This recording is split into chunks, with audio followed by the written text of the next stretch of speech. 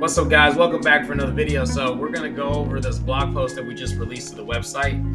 It was titled Side Hustles Are Terrible Business Models. Okay, but before we do that, I need to explain what a side hustle is to somebody that hasn't done one or heard of one in 2023. Side hustle is a second job, and instead of it being like a second job where you work for somebody else, it's a second job where you work for yourself. You're a business owner. Okay, so all a side hustle is just a very fancy way of saying I'm running a business.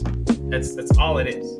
Okay, so the reason why I'm saying side hustles are terrible business models is because of one concept, and it's called economies of scale. Okay, and economies of scale is when your company, through becoming more efficient at what it's doing, starts reaping the benefits of lower average costs on the whatever it's producing. So what that means is like, imagine an assembly line, right? And you're working in an assembly line at the nearest Whirlpool, Amazon, whatever, and you're doing assembly line production. And so you're doing the same thing over and over again, right? So you're able to do this same thing 200 times. So you're taking your costs, your fixed costs for like your materials or whatever, and you're spreading those costs out over each individual thing that you're making. So let's say in this case, dishwashers. You're spreading that cost out over each individual dishwasher, and you made 200 to 300 of them instead of making 10. So like if it costs you $2,000 to make 10 dishwashers, that's $200 a dishwasher. But if it costs you $2,000 to make 200 dishwashers, that's $10 a dishwasher. That's what economies of scale is. Okay, that's it. You become more efficient. You increase your output. It lowers your average cost, which means it allows you to, it allows you to introduce products into the market at a lower cost and increase your output. That's basically what it is. So let's check out this graph right quick. All right, so if you're looking at your screen, I got a graph of economies of scale right here in front of us. And, what this is basically showing is that there is a correlation or relationship between output and your average cost. The higher your output, the lower your average cost. That's what this line right here is symbolizing. Now, before we get into this section, we need to talk about these 2 points right here, Q and Q1. So Q and cost, or Q and C. Where they intersect on this point is economies of scale. But what this is basically showing you is that at lower levels of output, you have higher average costs because, you have less units to spread the costs around on, okay? So going from Q to Q1 in C1, you can see that as output almost doubled, your average cost was reduced by about the same amount. So to a point.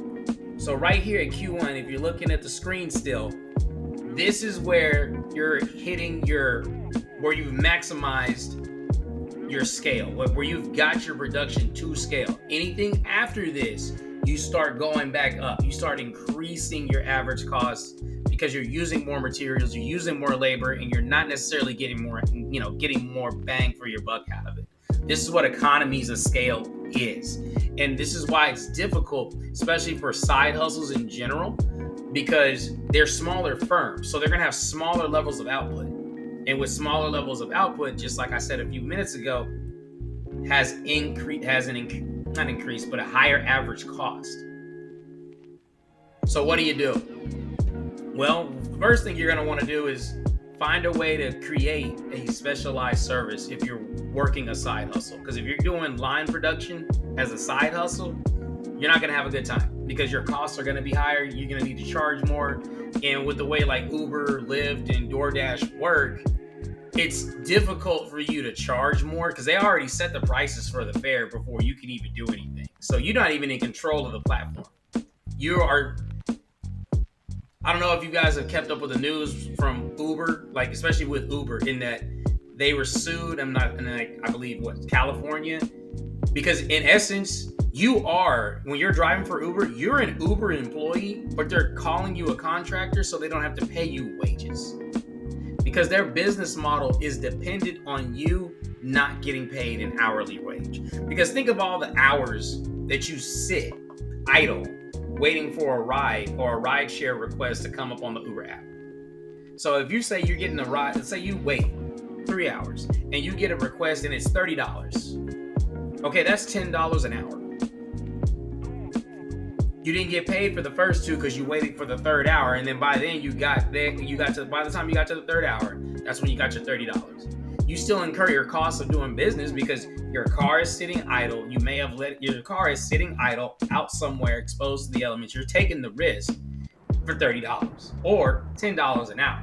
That's no bueno, because remember, higher average costs. You don't control your route. You don't control when that person puts in the rideshare request. Really, you wouldn't control that even if you controlled your route to begin with. But even with that $30 ticket, Uber also takes a commission fee off the top.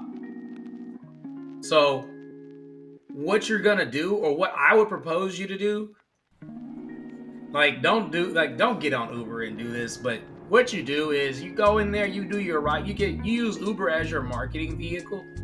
You get your customers, they're over there doing rideshare, and you just, start your own rideshare business, your own rideshare side hustle, and you charge your own fees and your own rates, and you offer specialized services, something that Uber can't compete with, because Uber is not the rideshare company.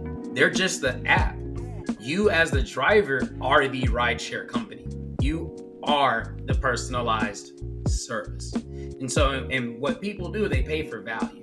What Uber is offering them is lower costs, sort of. Now, if you're able to do your specialized service while also charging a lower cost, you're able to provide higher service at a lower price point. People are likely to jump into your service. They're likely to buy into you and do, and follow through with you instead of getting on the Uber app, and they can schedule their rides with you directly, which allows you to start achieving economies of scale, because now you know where you need to be.